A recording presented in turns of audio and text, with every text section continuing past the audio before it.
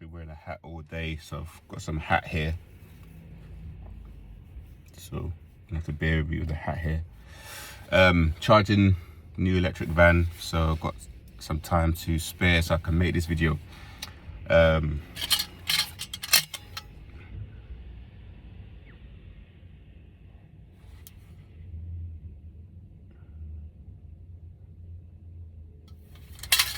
I just showed the bottom of my flask which I take to work every day, some hot coffee or hot tea or whatever. I used to have that on site. Now, I was working with two guys inside the depot or the warehouse, and there's the two workers of the depot. I'm sure that those guys didn't do it.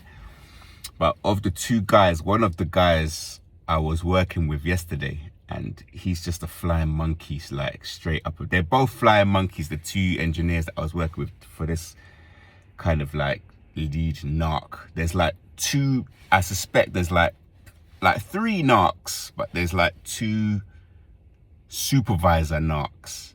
And that's not the main narc that I've had issues with, because I was working with one older narc, but there's another narc who is like a supervisor, and he kind of like, you know, tells people what site to go to and kind of gives out jobs and everything. And he's the type of narc that he's always pretending that he's saying things that is coming from a space of care. So he's like a feigning worry, or feigning like, oh, you know, he's the sort of narc that they say stuff like, oh, are you having a good time? I don't think you really enjoy it, to be honest. I don't think you're mucking in with the rest of us. They always say it like, you don't really like get on with anybody. You don't talk to nobody. You're always aloof or by yourself. You don't seem to like want to join in, or you always take long to get your gloves together or whatever. He always has this kind of pretend, inauthentic, this fake, I'm doing it for you, I want to make sure you're okay sort of stance, and you could just see straight through it. He's someone that always wants a reaction, and he's got a very short temper. And I've spoken to another colleague who's also noticed this about him. He's like, oh yeah, why does he always do that? He's always like switching they're shapeshifters anyway, so he's always like jumping into anger quick. Like he just like, if you disagree with him, or if you respond in a way that he doesn't deem to be agreeing to what he says, he just jumps, he goes crazy. And I just saw him actually giving this other guy a command, an order to do something, and it was like, the way he told the guy, it was like he was telling him like, I don't care what you think, like you just go and do what I told you, like just make it a part of your day, just get it done. And I was just like listening to him like, what? And another supervisor who I've worked with, a different guy, he was like, yeah, he's like that with everyone. He's like that with me. He's like that, blah, blah, blah. I got to remind myself that he's not even my boss, because of the way he talks. And, you know, that whole grandiose sense of self thing these narcs have. But today, so I'm working with two engineers in the, at the depot, at the yard or whatever. And I step outside, because I'm going to go and eat my sandwich in my van. So I went outside, I ate my sandwich, I came back and I picked up my flask. I'd left it in where we were working. And it just had all these like markings underneath it. It had just got bashed, like someone just got their screwdriver and just started stabbing it. That's what I showed before. It's like sort of like dents. You can see it's like all these dents. This is supposed to be flat completely. Yes, the scratches were going to be there, but it's used to be just, you know, flat, you know, stainless steel. So I picked it up. I goes, did anyone got some like knocks on the lid as well, some little dents that weren't there before. So I was like, oh, that looks strange. Did anyone touch my flask? And they were both like, oh no. And then one of them, like, the sort of like more like flying monkey than the other, was like, must have been how you just might have just dropped it, or how you placed it. And I was just like, I just was like, okay, whatever. And I just kept looking at it like, what happened there? So I went to the kitchen, I emptied out the tea. I don't know what they did to the tea in there. And I just washed it inside and out, the flask. And then I just, you know, got in my van and I drove wherever I had to go. But it got me to thinking, like, obviously I had the other narc issue where the guy took away those nails. This is a different guy, but it just got me to thinking, like, these narcissists and energy vampires and people who have these disorders, they're not happy, man. They're literally like, they just live their lives just like, seriously, they're literally. And the guy, the main flying monkey as well, I noticed his eyes, they're like, he's got those kind of eyes that at first glance, you could even say they look like they're pretty eyes. This is one thing we have to get away from, these sort of clear eyes with the little black pupil. You know, those little, them eyes are like empty eyes, shallow eyes. Little black dot like a fish. He's got clear blue eyes. But even like today, we were there working. I just kept hearing him talking about people and talking about other members of staff and talking about stuff like boxing, you know, Jake Paul. Just like everything that came out of his mouth was just so shallow, like no like substance.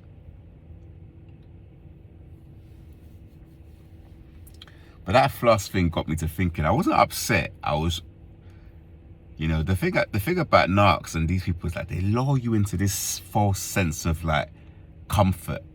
Like I worked with the guy that I suspect who did it yesterday. So even both of them this week, I've worked with both of them one on one, like together. Like, so we're in a small area and we're together. So when you're working with someone the whole day, you end up like having conversation, talking. Oh, hand me that tool, hand me that bit of cable, push the cable through here, tighten that. Have you done that part? You have like this like communication like on a work level. So even like you won't share too much information with them, and I would not advise you to just ever like share personal information with your co-workers. But you build a rapport with them, like, oh, should we go and have our break time? Should we have tea? You build a rapport, so they lull you into this false sense of comfort, safety, if you were. And you know, you leave your flask, you leave your bag, and then they just go and damage something for just for the, you know, I found out from the other supervisor about these nails that this other guy took from the desk, from the table, from the working bench. The box of screws cost £3. I don't know if you're somewhere in America, $3, like nothing, you know. But to cause that chaos of panic, or even to gaslight myself, so I'm like thinking, oh, what happened to the nails? Did it, even like with this damage of my property, I'm like, what happened? Like, oh, did I drop it? Where did these stabbing marks come from? And even if there was a mark on it, like one mark, that's fine. It could have been bashed in my bag or fallen over. But if you look carefully, you can see these very small jabs, like in random places. And it's like a normal person is like, why? These people, they are not operating from a healthy, normal space. I get this from even people that are tailgating, like you're just driving and there's people like they're following you, they're driving too fast, they are gang stalking. If I'm at home, you know, I move to another room, I can hear bang in that room, I go to the toilet, someone flushes the toilet in the same area, I move to another place, there's a loud bang, and it's like, if I'm meditating, there's loud noises. If I'm sleeping, it's just a really like unhappy people. Like literally, if you're happy, you're offending someone. You're just like dancing, listening to your music, laughing. There's people that are going to be nearby angry at you for no reason, but you don't know me. You don't know how I got to this point.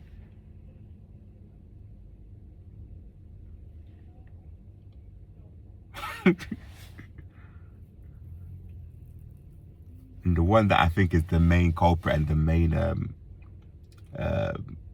what do you call it, fly monkeys, constantly vaping, vape, like can't stop vaping.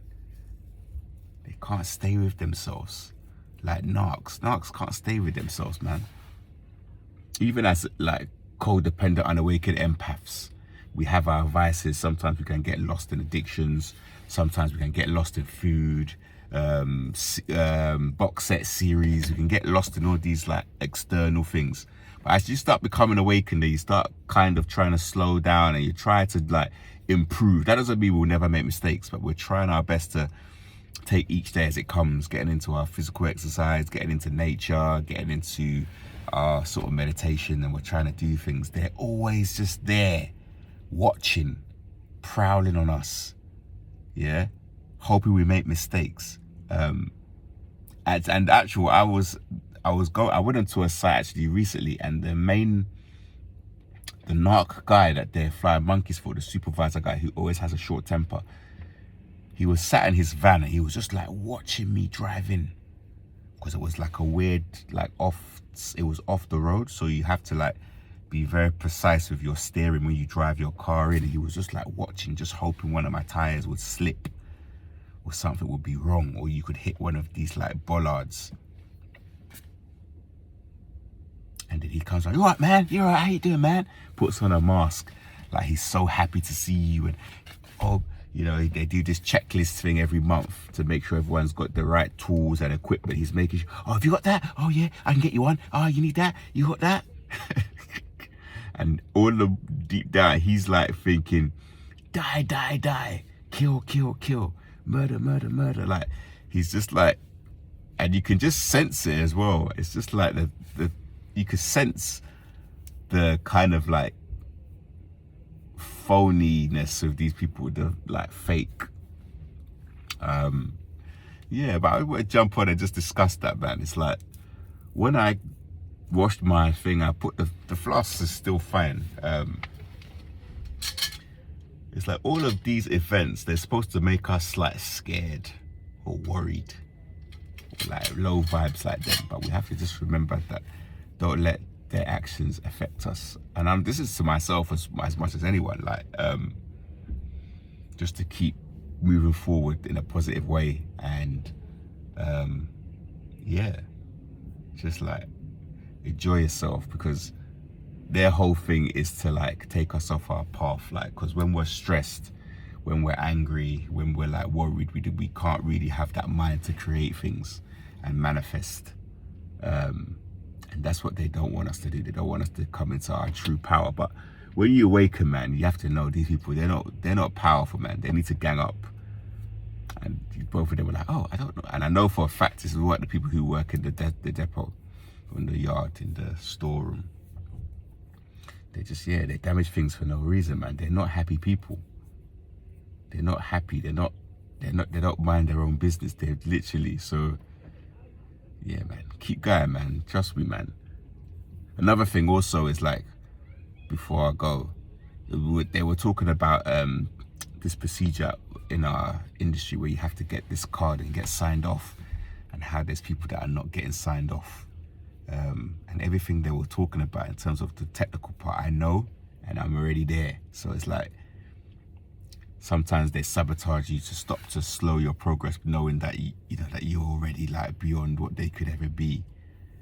So you have to kind of not let their mind or their games fool you or trick you out of your position. So keep going, man.